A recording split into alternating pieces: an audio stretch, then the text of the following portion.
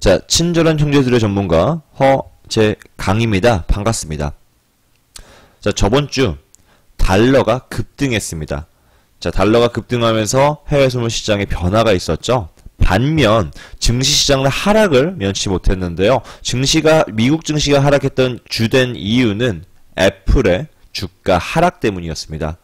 자, 여기에도 유가의 변동성 역시 활발했었죠. 최근 69달러까지 그리고 70달러까지 70달러 눈앞에 둔 상황에서 급락한 이후에 지금 현재 저점에서 횡보하고 있는 상황입니다. 자, 이 변화하는 해외 선물의 시장의 그 원인과 그리고 앞으로의 방향성 시장 포커스 통해서 잡아볼 수 있도록 하죠. 오늘은 2018년 4월 23일 현재 시간은 오후 1시 가리키고 있습니다. 자, 시작하기 전에 앞서서 오늘 공개될 경제지표 일정 같이 잡아보도록 하죠. 자, 오늘 같은 경우에는 월요일이기 때문에 그렇게 크게 중요한 지표는 발표되지 않습니다. 다만 오늘 11시에 발표가 되는 기존 주택 판매 매매 지표만 좀 주의 깊게 보시면 될 것 같고요. 물론 그 전에 10시 45분에 미국의 서비스 PMI 그리고 제조업 PMI가 공개가 됩니다만은 크게 영향이 있지는 않을 것으로 기대가 되고 있습니다. 어쨌든 11시에 주택 지표는 좀 주의 깊게 보시길 바랍니다. 자, 본격적으로 시작해 보도록 하죠.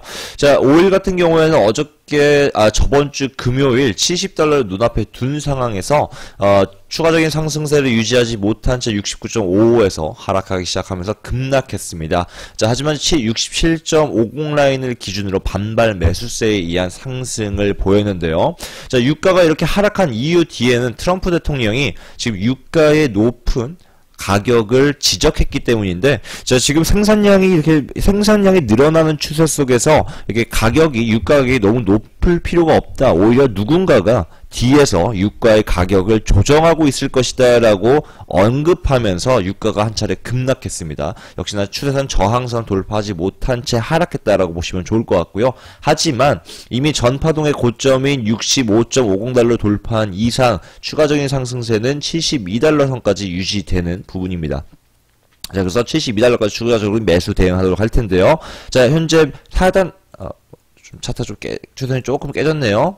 어쨌든 지금 현재 하단 최선에서 반등하면서 다시 궤도권으로 올라왔습니다. 추가적인 상승은 이 상단 최선 돌파할 것으로 기대되고 있고요. 72달러 선까지 매수 대응하도록 하겠습니다. 현재 저희 67.67달러 매수 진입 중이고요. 72달러까지 매수 대응하시면 좋을 것 같습니다. 자, 그리고 한 가지 더, 5일은 6월물로 변경되었습니다. 6월물로. 그래서 6월물 거래하시길 바랍니다. 자, 다음 금. 자, 금 보기 전에 먼저 달러의 방향성을 잡아보도록 하겠습니다. 자, 금은 저번 주 급락했습니다. 자, 여기에 대한 이유를 달러의 상승으로 볼 수가 있는데요. 달러 같은 경우에 저번 주 급등하면서 다시 90.15포인트까지 올라온 모습입니다. 자, 달러가 이렇게 상승할 수 있었던 이유 뒤에는 역시나 요즘 최근에 그 국채 금리가 상승하고 있기 때문인데요. 자, 원자재 가격이 강한 상승을 보이고 있고, 또 현재 지금 시리아와 그리고 중국 간의 이 무역 전쟁에 대한 지정학적 리스크가 많이 완화되고 있는 상황 속에서 달러가 강세를 보였다라고 보시면 좋을 것 같습니다. 자, 어쨌든 간에 지금 달러는요, 상승했다 하더라도 아직까지는 90.50포인트 그리고 88.50포인트의 박스권을 돌파하지 못한 것은 사실입니다. 여기서 추가적인 상승을 아직까지 예고할 시점은 아니다라고 보시면 좋을 것 같고요. 다만 이번 90.50포인트를 돌파할 경우 상당히 저점이기 때문에 가능성이 높습니다. 90.50포인트 돌파할 경우에 추가적인 상승이 92달러, 92포인트 혹은 94포인트까지도 추가적으로 이어질 수 있다라는 점 기억하시면 좋을 것 같습니다. 자, 여기에 따라서 지금 달러가 추가 상승할 수 있는 이 여유폭을 열어두고 계셔야 돼요. 어쨌든 현재 상당히 저점이고 계속 88.50의 지지선은 지켜지고 있기 때문입니다. 자, 다시 금으로 넘어와서, 자, 금 같은 경우에는 현재 크게 봤을 때 1365와 그리고 1315의 큰 틀의 박스권이 계속 유지가 되고 있죠. 자, 일단 중심값인 1341라인선이 다시 이탈됐습니다. 추가적인 하락은 1315라인까지 매도 대응 유지하시면 좋을 것 같은데요. 자, 올라왔을 때 1341라인선에서 매도 대응하시길 바랍니다. 고점 매도 대응하시면 좋을 것 같네요. 다음 유로로 넘어가겠습니다. 자, 유로 같은 경우에는 지금 한 차례 달러가 급등하면서 내려왔지만 역시나 뭐 박스권에서 이탈하지는 못하고 있는 모습입니다. 1.246 라인과 그리고 1.23 라인의 박스권은 유지가 되고 있죠. 자, 유로 같은 경우에는 현재 상당히 고평가되어 있다가 누차 말씀드리고 있는 부분인데, 자, 최근 들어서 또 드라기 총재가 좀 미국의 지금 유럽의 물가에 관련해서는 좀 강한 자신감을 보여줬지만 아직까지는 경제 성장에 있어서 유럽의 경제 성장에 있어서 외부적인 요인이 아주 크게 작용했을 것이다라고 발표했습니다. 자, 무슨 말이냐? 자, 유럽 자체적으로 아직 경기가 회복된 것이 아니라 오히려 세계 경제의 이런 경기 회복세에 그 편승해서 유럽의 경제가 살아났다라는 거죠. 다시 말해서 지금 현재 세계 경제 상황이 좋지 않는 상황으로 다시 편국이 다시 그 상황이 악화된다라고 하면은 거기에 따라서 유럽 경제가 큰 타격을 입을 수 있을 것이다라고 우려심을 들춰냈는데요.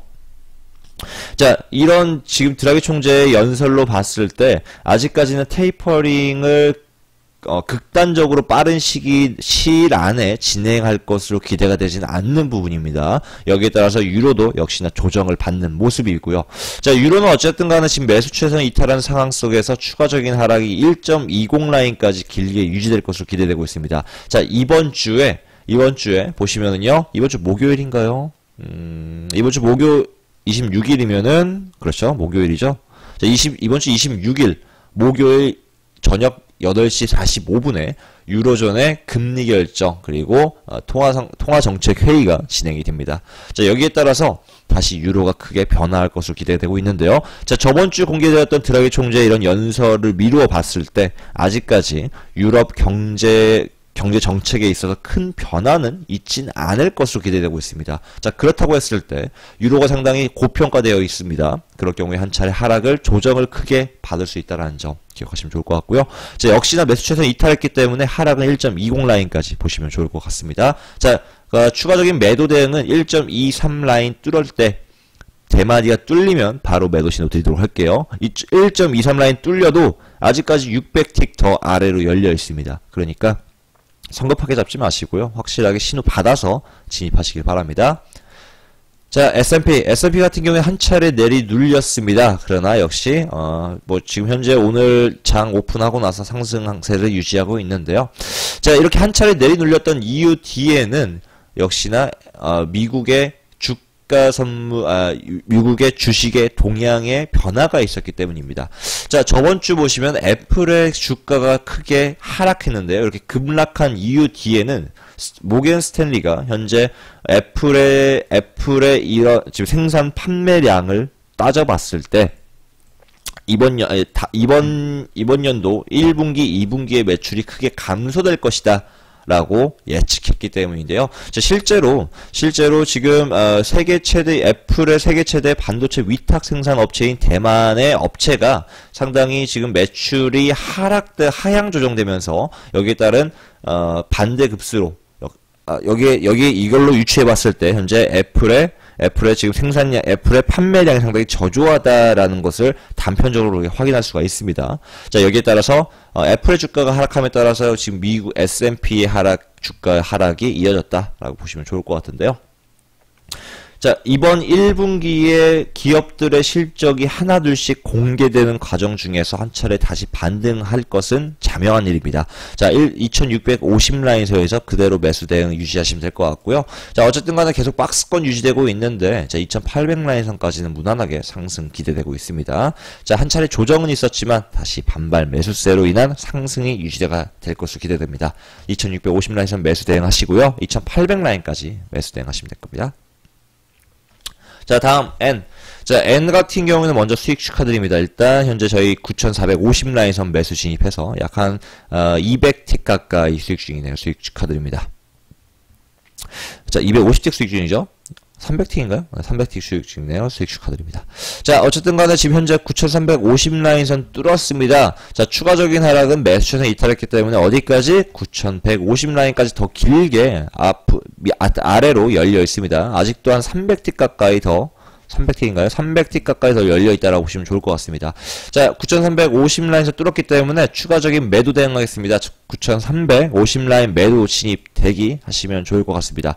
자, 이미 매수 추세는 이탈했고, 여기에 따른 하락은 조정은 길게 유지될 것으로 기대되고 있네요. 저점 매수하지 저점 매도하지 마시고요. 고점 매도하세요. 올라왔을 때 대응하겠습니다. 자, 항생은 지금 위아래로 계속 흔들고 있습니다. 자, 어쨌든 간에 지금 뭐 큰 변화는 없는 상황인데, 내려왔을 때 매수 대응하도록 하죠. 자, 29,900 라인선 매수 대응하시면 좋을 것 같습니다. 자, 역시나 지금 중국의 경제가 개방된다는 소식과 더불어서 미국과 중국의 무역전쟁이 많이 완화되어 가는 상황 속에서 추가적인 상승은 계속 유지될 것으로 기대되고 있습니다. 자, 정리해 보겠습니다. 자, 오일은 현재 지금 매수 진입 중입니다. 72달러까지 매수 진입 대응하도록 하겠습니다. 금 1341라인선 매도 대응하시고요. 그리고 엔화는 유로는요, 1.23 라인 뚫었을 때 신규 매도 포지션 드리도록 하겠습니다. 자, S&P는 2650 라인선 아직 뭐 근소한 차이로 진입은 안 됐는데 그대로 2650 라인선에서 매수 대응하도록 하겠습니다. 엔화 9350 라인선에서 재매도 대응하시면 될 것 같고요. 항생은 229,900 라인선에서 매수 대응하시면 좋을 것 같습니다. 자, 오늘의 시장 폭스 나오는 여기까지.